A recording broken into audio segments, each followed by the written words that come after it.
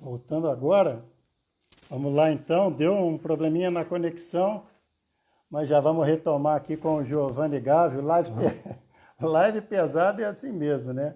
Bicampeão olímpico, e a gente teve aí esse lance com a conexão, mas já voltamos aqui com essa Instagram, na live do Toque de Bola, para falar com o Giovanni Gávio sobre o ouro olímpico de 1992. Pedimos desculpas aí, isso acontece na live do Toque de Bola, foi a primeira vez que aconteceu, justo com um convidado tão ilustre como o Giovanni Gávio, que conseguiu essa brecha na agenda para atender o Toque de Bola neste sábado.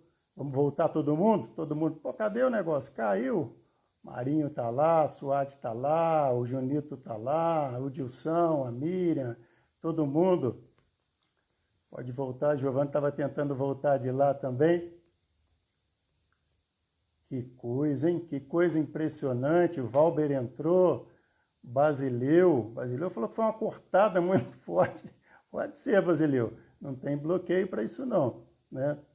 A Lara entrou também. O Luiz Cláudio, o Claudinho entrou. Deixa eu chamar o Giovanni aqui de novo. Voltei. Isso.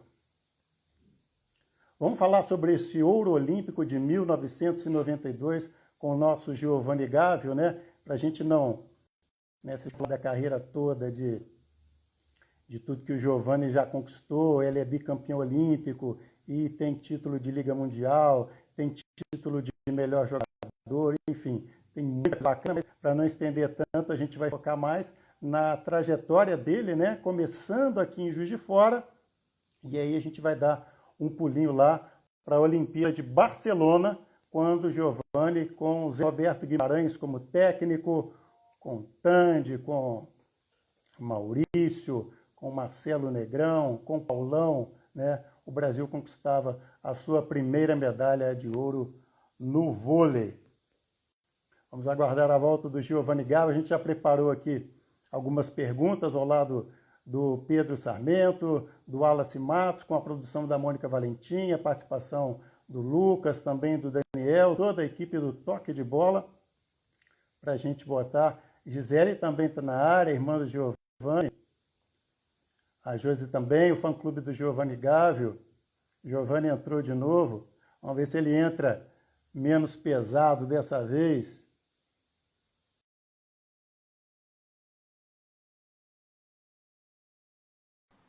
Oi, Ivan, não foi eu que caí não, hein, Ivan? Ó, você veio com com a cortada violenta aqui. Não tem bloqueio que pega isso não, filho. Eu estava numa live do lado de lá, no meu perfil, esperando você e você me esperando aqui. Mas tudo bem, vamos lá, querido. Muito bom estar aí. Vamos falar um pouquinho, então. Agradecer a você por esse espaço na agenda, né, Giovanni? Primeiramente, né, a gente tem feito contato, a gente estava até comentando no programa aqui que a gente tem na CBN que é possível a gente se emocionar com jogos antigos, vamos chamar assim, e que a gente já sabe tudo que vai acontecer, e a gente falou sim, né? Você também se emocionou de novo nessas reprises. Boa noite, obrigado pela presença. Não, boa noite. Eu acho assim, tinham certos momentos que a gente... Aí, ó, o Maurício está aí também, ó. Tinha certos momentos que a gente nem lembrava. Pô, caramba, outro dia eu tava conversando com o Maurício, depois que a gente assistiu a final junto.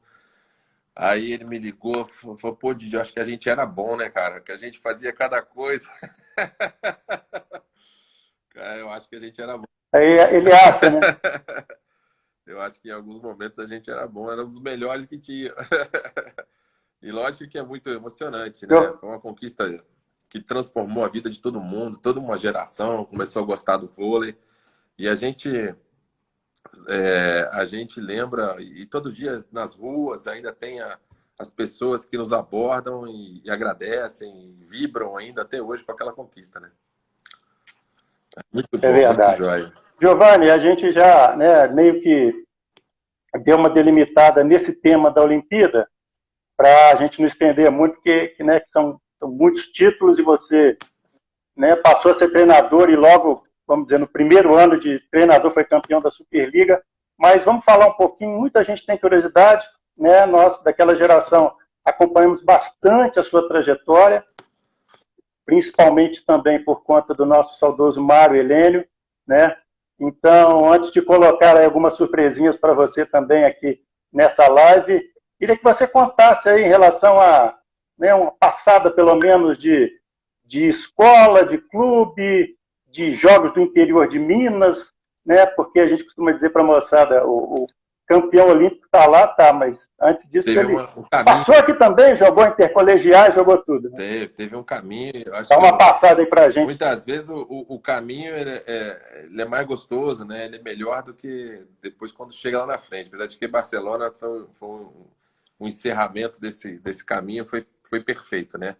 Aí eu comecei a jogar, no primeiro contato que eu tive de vôlei foi no Esporte Clube Juiz de Fora, fiquei lá um mês e pouco. Na época minha irmã jogava lá, a Gisele, e fiz uma escolinha lá, rapidinho, assim. Depois já voltei, fui pro Bom Pastor com Flávio Vilela, comecei a treinar e dali 14, 15, 16 foi minha juventude toda dentro do clube, treinando, treinava com a minha categoria, catava bola nas outras, participava, um monte de coisa muito bacana, e jogos do Porque você era do interior. judô primeiro, Hã? né? Você era do judô primeiro, né? Lutei judô a minha infância toda, fui bicampeão mineiro de judô, porque eu batia nas minhas irmãs, meu pai, como militar, queria sempre disciplina, aquela coisa toda, então me colocou no judô. E aí, mas acabei chegando no vôlei, minha irmã jogava, minha grande ídola, né?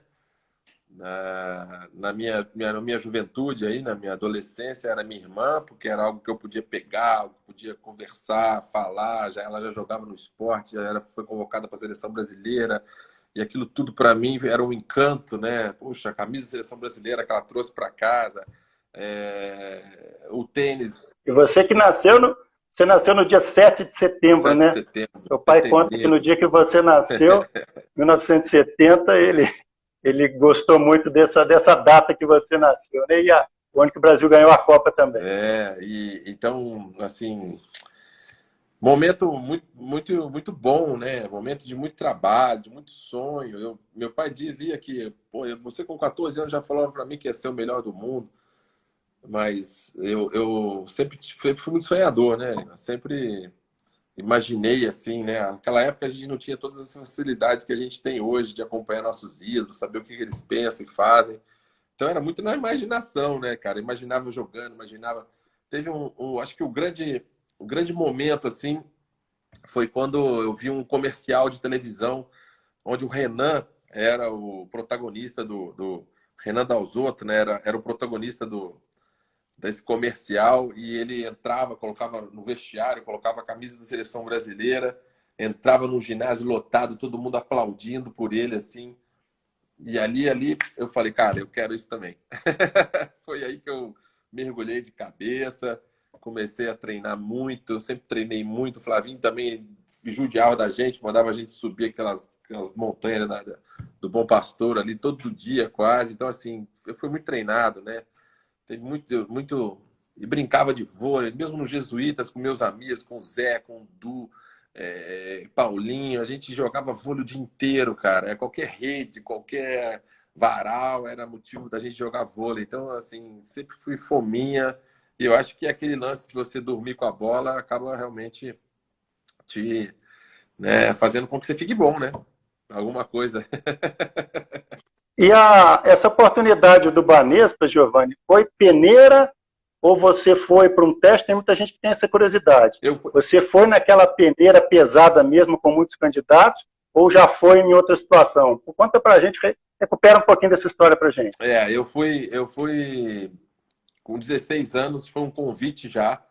A minha irmã trabalhou com o Afonso Acha, nosso saudoso Afonso, ele até nem é mais vivo. Ele era o treinador da equipe de Blumenau, da Gisele, durante um período. Aí depois ele foi contratado por Banespa. E aí a minha irmã falou, você vai ter que levar meu irmão é muito bom. E aí nessa história, óbvio que ele conhecia, ele já tinha me visto jogar alguns campeonatos brasileiros de seleção, com seleção mineira, né? Seleção infante, seleção juvenil, e ele já me contratou direto.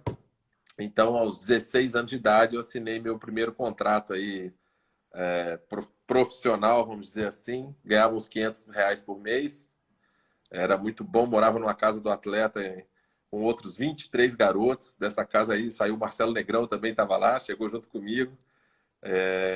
Então foi um momento assim, talvez um dos mais desafiadores, né? Porque sair de casa, sair do convívio de casa e deixar de conviver, né, com a mãe, com o pai, com as irmãs. Mas foi um salto, né, que eu dei na minha carreira muito importante. Tá legal. Deixa eu ver se dá para você ouvir aí, ver se a altura tá legal do som. Uma surpresa para você. Tá. Boa noite, Moisés. Boa noite da live. Para mim é uma emoção e um prazer enorme estar aqui, tentando ser breve em um argumento tão intenso e de tantas emoções e de tantas recordações, que é falar sobre meu irmão, sobre essa pessoa tão especial, acima de tudo, né? Mas esse grande campeão, esse grande atleta, esse profissional fora de qualquer comparação de classe. Então, assim, é sempre muito emocionante. Voltando, então, no tempo, né? Nessa linha do tempo e indo até os anos 80, quando as nossas carreiras começaram, tanto eu um pouquinho antes e ele depois, né? Eu acho assim que a cidade de Juiz de Fora, o momento do voleibol em Juiz de Fora, começando pelo Clube Bom Pastor, indo até o Esporte Clube, que foram sempre os times que fizeram história e fizeram a diferença na cidade e na vida de nós atletas, né? Eu acho que aquela energia da cidade empolgada com o vôlei, isso tudo contribuiu muito para que a gente se apaixonasse por esse esporte. Eu, primeira, né, antes, naturalmente, dele, do Giovanni, e depois ele, acho que ele buscou o caminho dele, foi uma coisa que fluiu, uma energia que precisava ser totalmente dele mesmo, e os méritos, eu acredito, de tudo que ele construiu, de tudo que ele conquistou, logicamente tudo dele, mas assim, as energias boas, todos esses detalhes, eu acho que contribuíram para que a caminhada dele começasse brilhante ali. Então, ele pôde viver aí momentos muito bacanas da cidade, do time, né, do time do esporte, eu jogando, e isso deu sim um start para ele. Mas sempre acho que não existe sucesso e não existe mérito sem tanto esforço da própria pessoa, né, logicamente. E é isso, gente, tá? Juiz de Fora é uma cidade que tem uma energia muito bacana e naquela década, naquele período, foi muito, muito lindo ver o voleibol de fora progredindo, se emocionando, aquele público lindo e, com certeza, abrindo estrada para campeões como Giovanni Gago, tá ok? Um beijo enorme para vocês aí, adeus, e é isso aí. Beijo. Essa é a Zeca, minha irmã, Gisele. Como eu falei, minha grande ídola, né? No começo da minha carreira foi uma onda. Eu sempre, a minha família toda, né? Sempre me incentivou muito. Meu pai, minha mãe, minhas irmãs, a Josi, Cibele também. Mas ela era um exemplo vivo dentro de casa. Presenciei, como eu falei, essas questões de você pegar uma camisa da seleção brasileira de verdade nas mãos, que ela usava.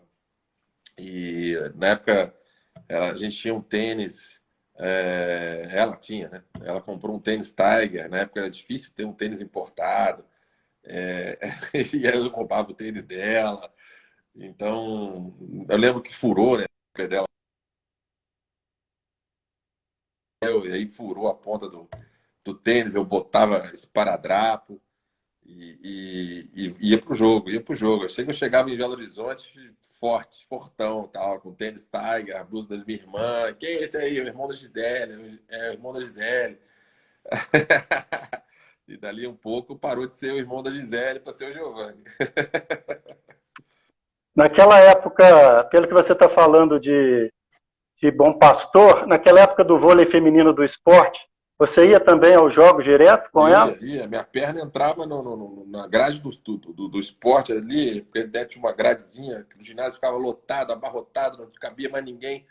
E a gente ficava ali na gradezinha, eu, meus amigos, com os pezinhos enfiados ali, a gente era magrelinho, assistindo de camarote, né? Naquela época, a equipe do esporte acho que ficou em quarto lugar na Superliga, foi campeã mineira, desbancou o Minas durante um período. E era lindo de ver a Dora, né? Na época, a seleção brasileira, a Ana Cláudia, é, a Valerinha levantando, o técnico era o Hinaldo, ou seja, era um timaço de vôlei para a época, né? Ainda mais para Juiz de Fora. E a gente sempre ficou com aquela sensação de que Juiz de Fora tinha algo a mais com o vôlei, né? Os torcedores, aquela coisa toda. Tá legal. Daqui a pouco eu vou entrar na Olimpíada. Agora tem um alô aqui também. Eu não sei se você vai reconhecer a voz, mas posso te dar uma dica que é filho de uma pessoa que desde que você começou, né, falava assim, olha, o infanto juvenil do Bom Pastor ganhou de não sei quem, e o técnico colocou, aí dava a escalação do Bom Pastor todinha. Ele vamos dar a deixa de uma vez. Nosso Mário Augusto, filho do Mário Helênio, que assim que a gente anunciou a live, fez questão de mandar uma mensagem e uma pergunta para a gente. Muito carinho pelo Mário Helênio, que é uma pessoa que transformou na época, né? Ele tinha um entusiasmo com os resultados que a gente alcançava e sempre foi muito, muito querido, assim, em multiplicar, né, os nossos feitos pelo jeito dele de ser, e é uma pessoa muito admirada na cidade inteira, então, muito carinho por ele também. Deixa eu rodar, então, aqui a gravação do Marinho. Ivan e pessoal do Toque de Bola, cumprimentá-lo aí pela iniciativa de convidar o Giovanni, um dos foranos mais ilustres, que muito nos orgulha por ter começado a praticar esportes de fora e ter representado tão bem nossa cidade, estado e o país no voleibol mundial. Aproveito para perguntar ao Giovanni aí se hoje está mais fácil para a geração que está começando, né, esporte aí, 12, 15 anos. Hoje é mais fácil ter sucesso numa carreira esportiva ou na época que ele começou, né, que é totalmente diferente, acho que não resta dúvida. Mas está mais fácil ou mais difícil conseguir o sucesso? Tá aí o nosso Mário Augusto. Aproveitar para mandar um abraço para toda a família e para a dona Aparecida também, que está lá com ele no Rio de Janeiro. Um abraço para todos. Um momento realmente muito bacana poder falar de uma figura tão assim, maravilhosa como a Maria Helena, que foi tão importante para a gente no começo, sem dúvida, né? Na época, assim, divulgando tudo que a gente fazia, essa coisa toda. Bom, respondendo um pouco a pergunta dele, eu acho que assim, hoje os atletas têm muito mais facilidades em alguns aspectos, né? Mas talvez a concorrência seja maior, tem um número de atletas maior, né? Mas também tem mais chance de ser visto. E até na seleção brasileira, outro dia a gente estava conversando que os garotos estão mandando vídeos para a gente, né? E vídeo de ações. Então, assim, um garoto lá no interior tem condições de mandar um vídeo para a gente através do WhatsApp, ou através do Instagram, ou do Facebook, e a gente percebe algum valor nele, né? Falando como treinador da Seleção Brasileira Juvenil, e acaba chamando o cara. Então, nesse aspecto, tem algumas facilidades. A questão, assim, os treinamentos já estão muito mais adaptados, testados, né? Então, naquela época, a gente fazia muita coisa que não se faz mais. Eu falei que a gente corria todos os dias. Hoje, ninguém corre mais para jogar vôlei, né? Todo treinamento é feito em cima de força, numa academia de ginástica. Então, tem essas situações assim, a quadra hoje é mais macia, o tênis é melhor, os caras estão ganhando mais dinheiro do que a gente ganhou naquela época. Então, em alguns aspectos, mas também, assim, tem uma questão um pouco do jeito de ser das pessoas, né? Que tá mais difícil encontrar pessoas sonhadoras como a gente era, românticos como a gente era. Acho que hoje a garotada ela já perde um pouco o foco, perde um pouco a questão de você morder alguma coisa e não largar de jeito nenhum, como a gente fazia. Beleza. Deixa eu dar uma passada aqui em algumas mensagens, não vai dar para falar tudo. Tem gente perguntando qual o melhor levantador que você jogou. Eu vou te falar que eu estava falando, essa semana eu falei muito com o Maurício, e o Maurício era assim, um craque, né? Eu só conseguia atacar aquela bola na ponta porque o Maurício tinha a habilidade que ele tinha, né? A gente viu lances esses dias aí dele cruzar a bola de uma extremidade à outra da quadra, colocando velocidade simplesmente só com o punho, né?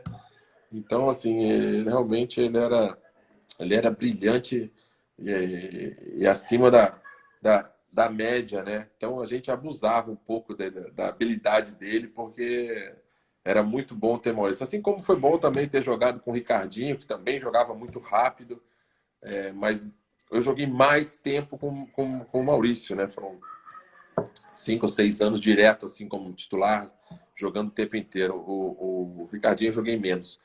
Mas, cara, tem outros aí, tem outros bons também aí. Eu gosto muito do William, eu gosto muito do Bruninho, cara. Eu acho que o Bruno tem um algo a mais que em alguns aspectos, ele é perfeito. Se ele não tem uma mão tão, né, precisa ou habilidoso como o Maurício era, nos outros aspectos ele é também muito forte mentalmente, estuda muito, sabe o que está fazendo, entra com uma estratégia boa, acima de tudo faz o time jogar.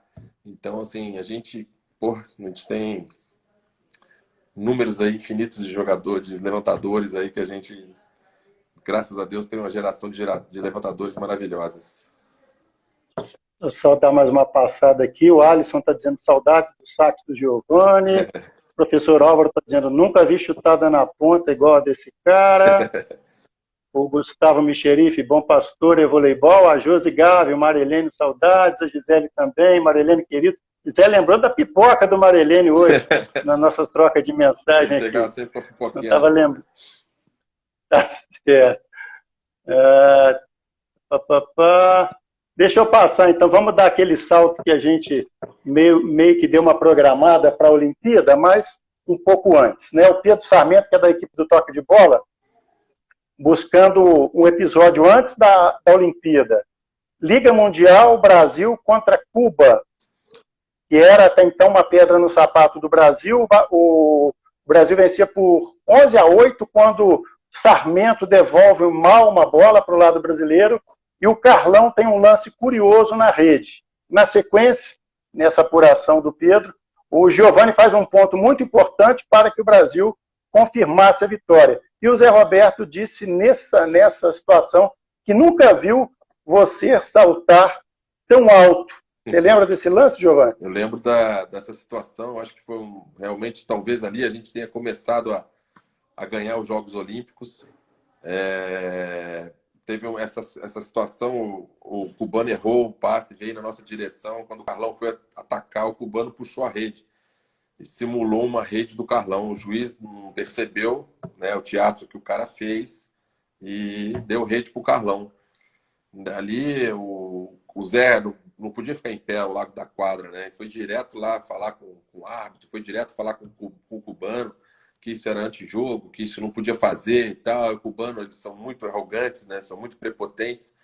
Eu sei que naquele momento ali quase que saiu porrada. E aí a gente tem aquele empurra. Um olhou para o outro e falou, cara, na briga acho que nós vamos perder. Vamos ganhar na bola. E dali em diante, cara, ninguém mais segurou a gente. né? Foi um estalo e a gente entendeu que a gente podia jogar como um time, né? A gente podia jogar, é, eu me apoiando no Tandy, o Tandy em mim, Marcelo Negrão, Maurício, Maurício, Marcelo Negrão, Carlão, o Paulão. Então, depois do que a gente viu essa semana, todo mundo participava do esquema de ataque, todo mundo, e acho que o time se fechou e foi dali que a gente começou a conquista de Barcelona. O Wallace Matos, né, que trabalha conosco no toque de bola, coloca uma situação que você também já disse em algumas entrevistas, daquela seleção de 92, quanto a algumas alterações táticas, né? Ele está lembrando aqui que você e o Tandy, principalmente, porque não tinha o líbero na época, eram os responsáveis pelo passe, o início de tudo no vôlei, firmando a figura que veio a ser chamada de ponteiro passador. Aí ele pergunta como que foi exercer esse papel e também chegar com força ao ataque. E quais outras inovações táticas você destaca naquela seleção campeã da Olimpíada de 92 em Barcelona, Giovanni? Acho que a principal questão tática que ali o Zé deu um nó em todo mundo foi colocar 4 atacantes de força no time. No Mundial de 90, eu fiquei fora. Jogou Tandy, Carlão, Marcelo Negrão. Né? Jogou Tandy, Carlão de ponteiro, Marcelo Negrão de oposto e 2 centrais. Aí, para 92, o Zé botou o Carlão como um falso meio, junto com o Marcelo Negrão, um do lado do outro ali. E eu e Tandy de ponteiros. Então, a gente tinha sempre 4 caras atacando. Né? Todo mundo, isso surpreendeu muito o mundo, principalmente porque a gente tinha sempre 2 primeiras bolas. Então, tinha sempre o Marcelo e Carlão na primeira bola. Isso dificultava muito a leitura do bloqueio, e aí tinha minha bola rápida na ponta. Então, abria sempre muito espaço para o Maurício escolher. Eu acho que essa foi a principal questão tática, assim, que o Zé deu um nó em todo mundo e a gente sobrava. Tinha sempre um sobrando. Com a habilidade do Maurício, cara, ele quebrava as costas dos centrais do lado de lá, porque ele fintava que ia jogar para cá, jogava para trás, fintava que ia jogar para trás, jogava para frente. Aí, daqui a pouco, ele botava 2 primeiras e confundia todo mundo. Então, assim, isso foi matador, né? Essa questão do passe, passava o tempo inteiro eu e o Tandy, e às vezes o Carlão ajudava, em alguma posição o Paulão também tinha que passar. Então essa era uma característica, porque como não tinha líbero, o central também em algumas passagens tinha que passar. Com o fato de jogar em 3 passadores, porque o Carlão também era passador, a gente minimizava, deixava o Paulão às vezes só quando o Carlão estava lá na frente, que não dava para ele descer. Então a gente ganhou também mais dinamismo no jogo e foi surpreendente para o mundo inteiro isso daí. Era mais complicado, a gente já sabe que em relação à tecnologia nem se fala, né? Você citou aí receber os vídeos dos jogadores, né? Os candidatos aos jogadores. Era mais complicado prever, né? Estudar o adversário do que é hoje. Quais que eram os recursos na época que você lembra aí, que a própria Comissão Técnica do Brasil utilizava? Era muito, muito trabalhoso, né? Hoje a gente tem um programa de computador italiano de edição de imagem, de números, estatística, onde a gente puxa imagem, puxa número, puxa gráfico, puxa o que você quiser. Em 2 segundos você tem tudo o que você quiser. Naquela época não tinha, né? Na época do videocassete ainda, né? Então a gente fazia edição das imagens. A gente não, né? A comissão técnica, o Marcão, ficava a noite inteira fazendo uma edição porque ele pegava rede por rede, aí passava para o outro vídeo, eram 2 videocassetes, gravava de um para o outro, gravava de um para o outro, era a noite inteira fazendo isso, para no dia seguinte mostrar para a gente. Então, essa é uma das dádivas aí, das graças da tecnologia, você ter uma ferramenta como essa que facilita muito o estudo. Mas era meio na raça que a gente fazia. A gente estava acompanhando outro dia, foi até um dos dias que a gente estava tentando agendar a live, foram 2, na verdade, uma live em que o Bernardinho participa como entrevistado e depois uma live que o Bernardinho entrevista o Guga. E aí, Bernardinho perguntando muito dessa parte mental do Guga em relação ao tricampeonato de Roland Garros, e alguma coisa até que, não sei se você vai concordar, e vi também você falar isso numa das entrevistas nessa pesquisa que a gente faz, que o Brasil não chegou para aquela Olimpíada com peso de favorito. E à medida que ele foi encontrando o seu jogo, a confiança que ele ganha passa a ser uma... e aí que eu queria ver se você pode, de repente, concordar com essa comparação com o Guga. Ele dizia isso, olha, tem um monte de favorito, eu sou um menino de 20 anos, né? Ele contando ele lá no aquecimento, sabendo que ia enfrentar Roland Garros, o principal torneio do mundo, o cara que já tinha um monte de título. Foi mais ou menos isso também com aquela seleção, muita gente jovem, sem obrigação de ganhar, mas ao mesmo tempo passando a ter uma confiança, e aí o grupo passa a sentir que ninguém vai segurar? Eu concordo. Eu primeiro mandar um abraço para o Nato, lá de Pernambuco, de Recife, entrou aqui também, está aí participando da live.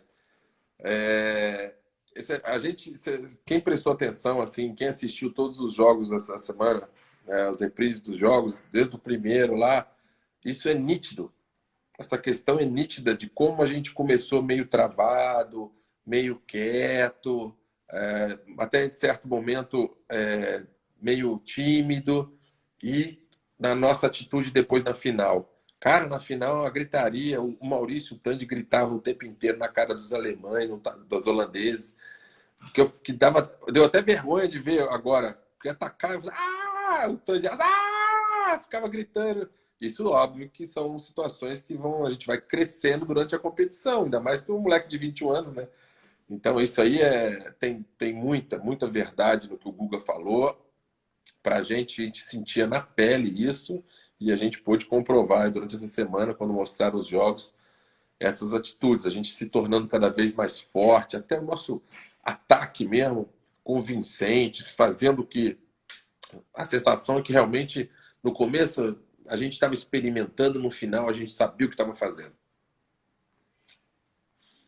Agora fala um pouquinho, daqui a pouco a gente vai falar um pouco, principalmente desse jogo dos Estados Unidos, que acaba sendo até mais comentado um pouco que a própria final. Mas fala um pouquinho dos bastidores, também nessa pesquisa a gente viu você dizendo que pela histeria, vou colocar essa palavra, né, do público, parecia uma banda de rock, né? E nisso vocês foram se envolvendo, foram se fortalecendo internamente. Conta um pouquinho ali dos bastidores dessa banda de rock aí que acabou conquistando o ouro.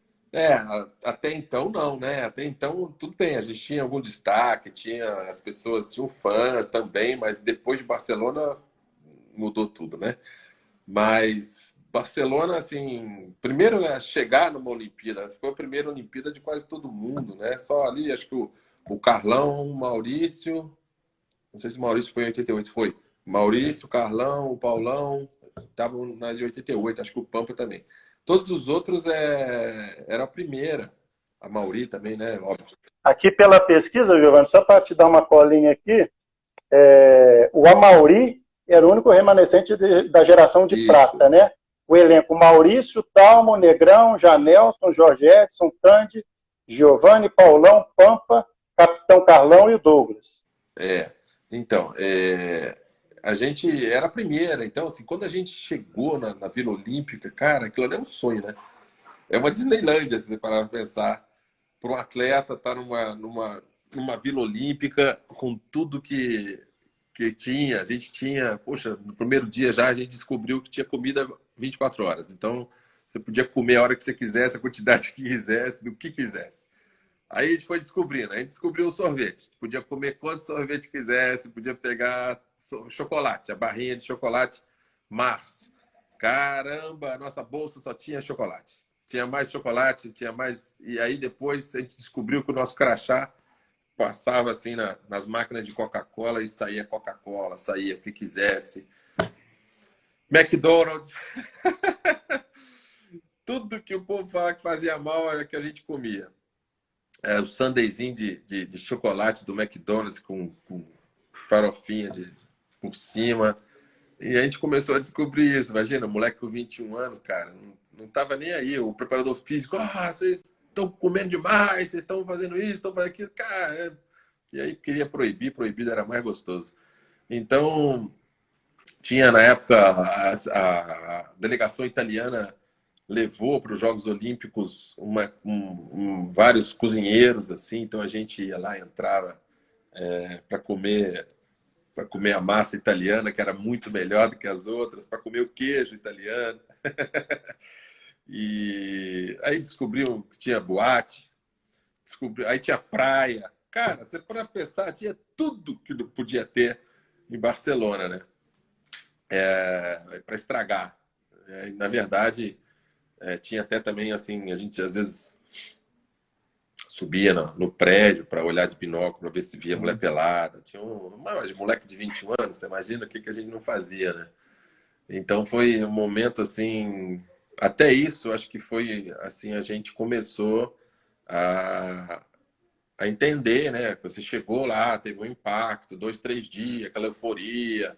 Pô, fazia musculação do lado, tinha um monte de gente foda, muita gente bacana.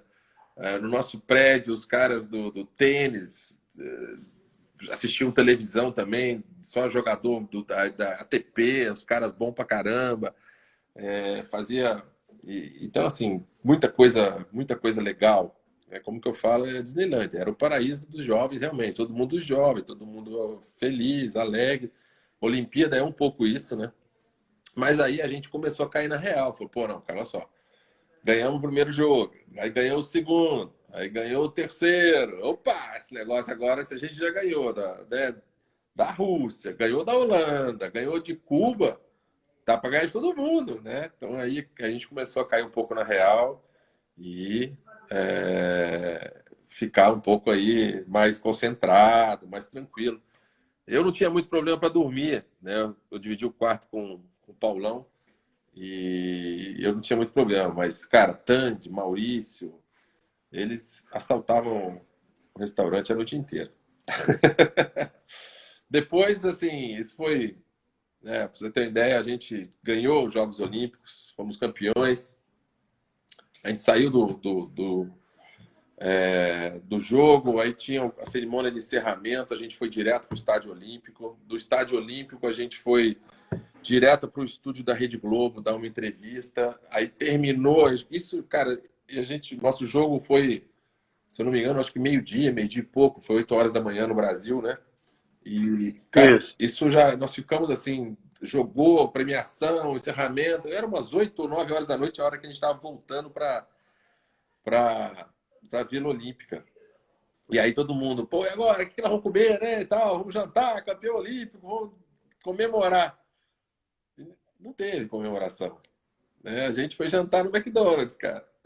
Então, assim, a medalha de ouro, primeira medalha olímpica do esporte coletivo no Brasil, de ouro, foi comemorada no McDonald's. Acho que se o McDonald's soubesse, ele fazia uma propaganda disso, né, cara? Porque, cara, nessa hora aí os dirigentes, eles deviam estar, né, comemorando em algum lugar. O Amaury estava com a esposa, então ele foi jantar com a esposa e os outros 11, cara. Nós entramos na Vila Olímpica, a Vila Olímpica já estava mais deserta, né? Porque já era final de feira já.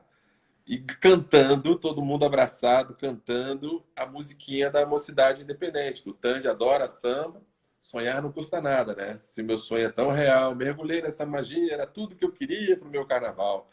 E a gente cantando essa música... Chegamos no McDonald's, comemos mais do que um sanduíche, porque estava liberado. E essa foi a nossa comemoração, tão simples. E aí, no retorno para o Brasil, que tudo mudou, né? Carro de bombeiro, ponto facultativo em Juiz de Fora, o prefeito decretou ponto facultativo. Quando eu cheguei ali no Salvaterra, um pouquinho mais para baixo, né? Ali perto da BB, ali tinha uma concentração já, com carro de bombeiro, todo mundo me esperando. Já subi no carro de bombeiro. Quando eu desci a Independência, assim, já tava um mar de gente, lotado, chuva de papel picado. Quando entramos na Avenida Rio Branco ali, cara, que coisa linda, todo mundo nos prédios, muito show. Paramos no Parque Alfred, até lembro como hoje recebi a chave da cidade, uma chave linda, e da sacaneia. Na época eu nem sei quem era. Eu acho que quem que era o prefeito na época? Esqueci. Perguntei, isso abre o que com isso? Aí ele falou, não abre nada não, fica quieto. E aí fui para casa. Cheguei em casa, tinha um trio elétrico, comida, bebida, sei lá quem pagou, eu não fui. Então, assim, dali em diante, tudo começou a mudar, né? Jogava em São Paulo. E às vezes ia para São Paulo, pegava a Dutra. Pô, parei uma vez no pedágio, a menina olhou para mim e falou assim: é você? Eu falei: acho que é, cara. Ela falou: então pode ir embora, não precisa pagar, não. Eu falei: pô, esse negócio aqui não é teu, cara. Então, assim, aí sim nós nos tornamos os Golden Boys. A gente ia nos restaurantes, todo mundo parava assim em volta da mesa para ficar olhando a gente. No ano seguinte, quando nós nos reunimos com a seleção brasileira, é, cara, em qualquer lugar que a gente ia era um tumulto enorme. A gente voltou para o Espírito Santo, né, para Vitória, porque o Zé Roberto é muito supersticioso e ele dizia: pô, a gente foi para Vitória antes de Barcelona, deu sorte, e agora a gente tem que voltar para Vitória para fazer nosso treinamento para a Liga Mundial também. Cara, eu sei que teve um dia que a gente marcou um treino na praia, para fazer um treinamento físico na praia. Ivan, a gente chegou, cara, tinha umas 5.000 mulheres na praia, assim, todos fizeram um cercadinho com uma cordinha bem michuruca. Umas 5.000 mulheres esperando a gente, e a gente começou a correr, e daqui a pouco uma escapava. Pum, ia lá dentro, agarrava um. Aí o Zé Roberto falou: ih, cara, esse negócio não vai terminar bem. Aí, um determinado momento, a gente juntou todo mundo no meio e falou: o negócio é o seguinte, a gente vai ter que sair correndo daqui. E aí, pô, né, todo mundo começou a correr mais para perto do ônibus, mais para perto do ônibus, e agora? E, puf, correu todo mundo para dentro do ônibus. O Tandy foi o último a entrar no ônibus, cara. Ele tem uma cicatriz aqui na nuca até hoje. Qualquer dia vocês podem, vou pedir para ele mostrar a cicatriz, porque uma menina foi lá e deu uma unhada nele, cara. Tirou um bife aqui atrás, assim. Então, isso é para dar um exemplo um pouco, né, do carinho, do apoio, do frenesi que a gente causava, e eu acho que isso é muito bom, assim. Então, até perguntaram aí a questão de levantar o short, se era toque, o que era. O nosso short era um material muito duro, uma malha muito... não tinha elástico, né? Ia ficar apertado. E como eu jogava passando, eu tinha que abaixar muito, né? Flexionar muito a perna. E aquilo me travava. Então eu levantava o short um pouquinho para melhorar. Aí já falaram que eu levantava o short para mostrar as pernas. E pronto. E aí foi. Mas foi uma fase assim... Nossa Senhora, nem falo para vocês. Parecia um sonho. E o papel a gente vê o Zé Roberto já naquela época e depois também em outras grandes conquistas, com aquela calma, né? Como é que foi o papel do Zé Roberto? E aproveitar também para você já emendar sobre o jogo-chave, que foi Estados Unidos, onde você já disse em outras declarações que, num pedido de tempo, o Zé Roberto consegue mudar o panorama. Então, queria que você falasse um pouquinho do Zé Roberto no meio dessa molecada McDonald's e o papel dele ali nesse jogo dos Estados Unidos, que parece que foi até antecipado, né? Porque os Estados Unidos perde para o Japão num jogo até que teve uma situação que o Daniel De Filipe está lembrando aqui, e um ponto que seria para o Japão, os Estados Unidos ganham, mas depois a equipe norte-americana raspa, né, a cabeça de todo mundo, e aí os Estados Unidos caem como segundo, né? Tem um cruzamento com o Brasil na semifinal. Fala um pouquinho aí desse pacote para a gente. Era um timaço, né? Eles estavam aí defendendo o título deles, né? Eles foram bicampeões olímpicos, né? 84, 88, 92. Eram quase com o mesmo time de 88, tirava o Kirali. E aí eles perderam para o Japão. Parece que teve uma decisão de um árbitro que foi muito questionada. E aí eles, nessa meio na revolta deles, eles rasparam a cabeça. Então o Samuelson, que era um dos jogadores, não tinha cabelo, então eles decidiram: vão ficar todo mundo careca. Aquilo, sem dúvida, os uniu, né? Deixou eles mais fortes, deixou eles ainda com mais vontade de vencer. E aí dizem, né, que teoricamente eram os dois melhores times que se encontraram antes, naquela semifinal. O Zé Roberto, cara, ele ele tinha uma forma de lidar com a gente sensacional, né? Com muita, assim, muita transparência, muita calma, mas ao mesmo tempo cobrava. A gente tinha uma idolatria por ele muito, muito suave, assim, muito tranquila. Ele, na época, acho que estava com 38, se eu não me engano, acho que 38 Isso. anos. Então, assim, era um treinador jovem também, com um time jovem.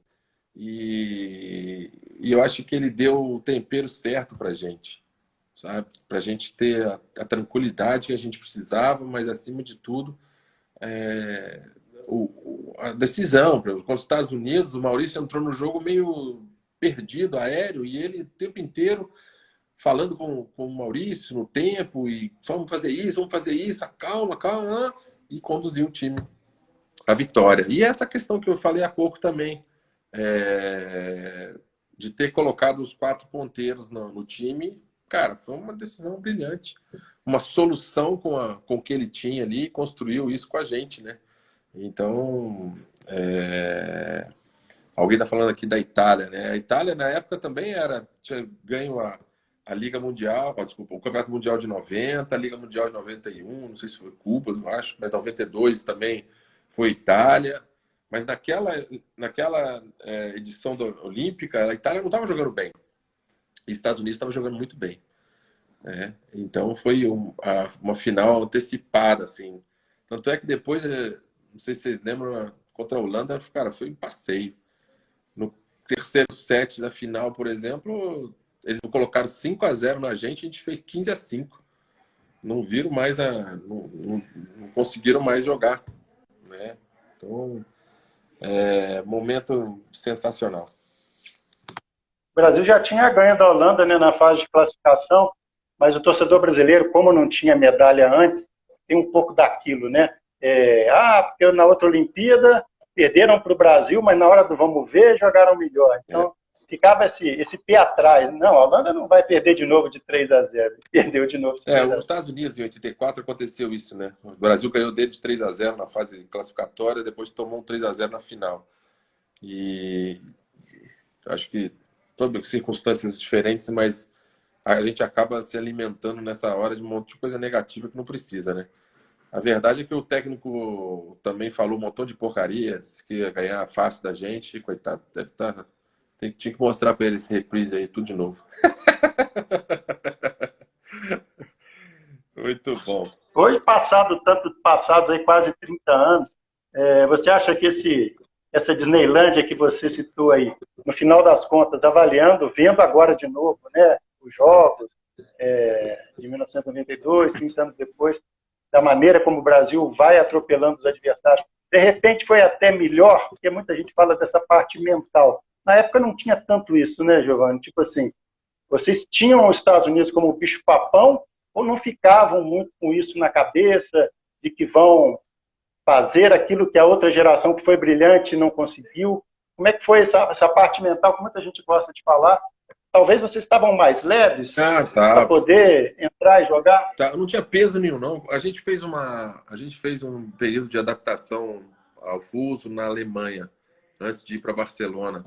Fizemos alguns amistosos lá e tal. E a sensação que a gente tinha, assim, pô, se a gente ficar em 4º lugar, acho que a gente vai ficar feliz pra caramba. Porque era isso que a gente cobrava da gente, sabe?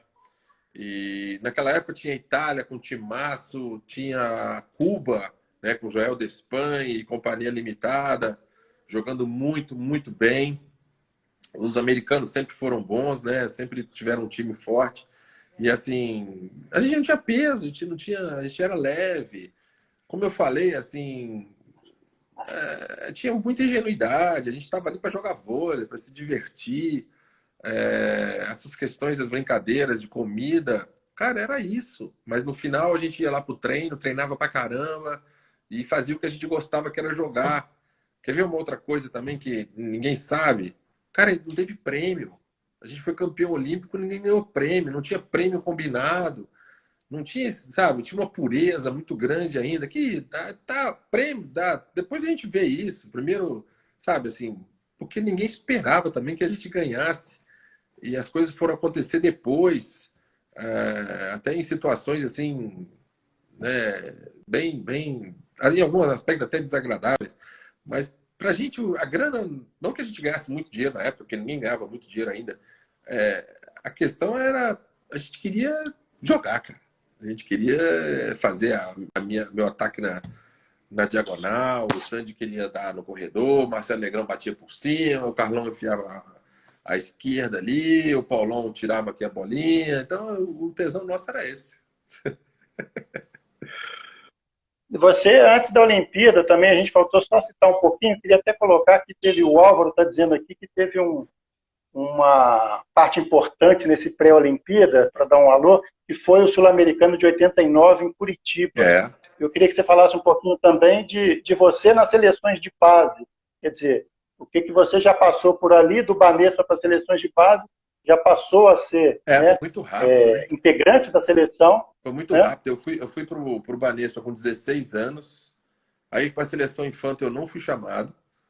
Depois fui chamado para a seleção juvenil. Isso em 87 já foi a primeira convocação. Em 88 a gente teve uma oportunidade de jogar um torneio nos Estados Unidos. 89 foi o ano que a geração anterior, né, o Renan, Montanaro, o William, Bernard, eles saíram da seleção. Houve nessa renovação. Eles fizeram um manifesto lá, acho que nem sei porquê. Aí o Nussmann, na época, resolveu, então, falar, sai todo mundo e entra os moleques. E aquela vitória lá em 89, ela foi muito importante, porque a gente estava uma geração muito jovem, jogando contra uma Argentina de jogadores experientes, que tinha sido medalha de bronze em 88, né, na Olimpíada, e estava perdendo de 2-0. Aí o Bebeto, na época, mudou o time e, cara, a gente ganhou 3-2, e talvez ali, se a gente tivesse perdido, tomado um 3-0 foda, talvez eles não teriam bancado a nossa continuidade, né? Teriam chamado de novo a geração anterior, que ainda tinha lenha para queimar, e a gente não teria vivido o Barcelona 92. Então, também teve esse episódio importante aí, lá em 89. Beleza. Deixa eu dar mais uma passada aqui nas mensagens. Tem muita coisa aqui, não dá para a gente responder todo mundo. Agradecer a todo mundo aí que está participando, muito bacana. É um momento mágico aí que alguns aí com certeza viveram também de outra forma, né? Do outro lado da cerca, outro lado da história, né? Eu tenho ainda muita relação aí, eu ia falar na época, na hora das fãs. Ivan, eu tenho as cartas todas guardadas até hoje, cara. Eu tenho mais hoje, a gente catalogou umas 10 mil cartas, porque era a forma que a gente tinha de se corresponder com as fãs. Hoje, eu devo ter umas 2 ou 3 malas dessas maiores que existem, lotadas de cartas, até hoje. Estão guardadas no meu escritório com muito carinho, porque, poxa, tem cada uma ali, cara. Tem uma que tem mais de 1000 beijos de batom, assim. Tem algumas algumas já viraram amigas, algumas fãs, a Lenise, a Marina, a Lu.